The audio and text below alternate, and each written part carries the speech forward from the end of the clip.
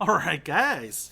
Peter, financial coach here. I want to talk to you about a question, and I think I'm going to move this into a totally different delivery system. But the question that I got was, how long should blog posts be? And diving into this, basically what the person was asking was, hey, I want to help my search engine optimization. I want to be found. I want to be seen as an expert. I want to write on things. I want to write on budgeting and all these other things.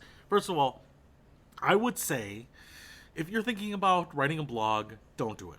No one reads blogs anymore, and the financial services world has been so robust for so long. There is basically nothing that you can write on at this point that will probably be materially different to someone else who has a post out there, or an article out there, or even a course out there, who has been out there for years with viewers, who is better optimized for search engine results. So if you want to write it for your own benefit and post it out there, God bless you. Go ahead and do it.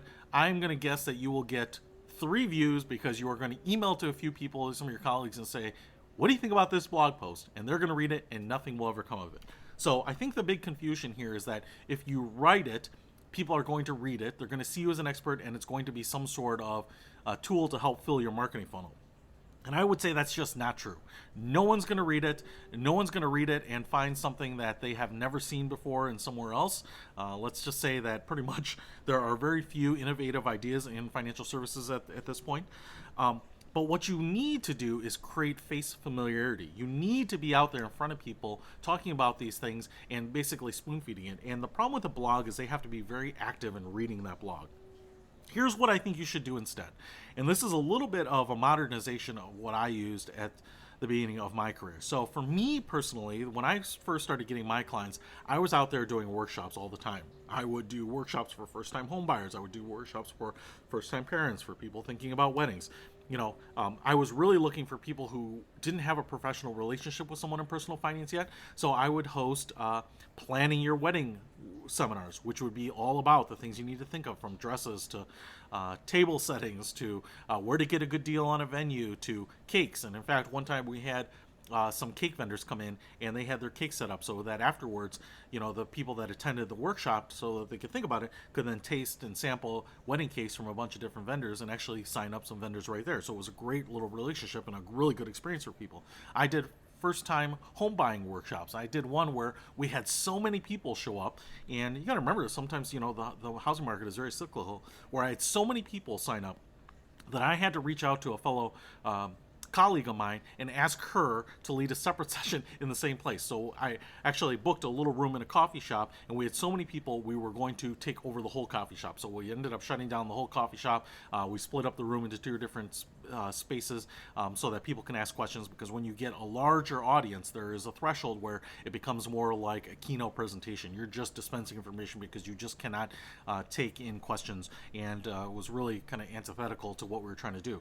So between that and my colleague, we got some clients out of that, because what they see are a lot of really good information, right? They see that you're an expert in things, and you're kind of scratching the surface because you can't dive deep into their own personal finances and their loan to value and how much income they have, and some of those things, or their credit history. And so what they want to know is, do you have that understanding? There'll probably be some questions which are going to show that you can dive a little deeper, and then from that, people would follow up with me, and I would have a sign-up sheet so that I could send out a follow-up email, certainly. But then people would even follow up with me afterwards and say, hey, that was great, and I would love to sit down with you and kind of talk about some of these things, or can we set up a call? And so that's really where I got my initial clients. Now, here is the proxy on it, right? So fast forward to today, it's even easier to do things like that, and you don't even have to worry about logistics of where these things are and how to market it and get people to it. And even the cost, right? I would pick up the cost of coffee and snacks and those types of things. So the easier thing to do right now is video. Boom, just like this. Now, I don't know that I would do it just like this, because I think one of the problems, because I post these on YouTube, one of the problems here with YouTube is that the being discovered is going to be a little bit harder. So here's what I would do if I were starting up a financial coaching business today.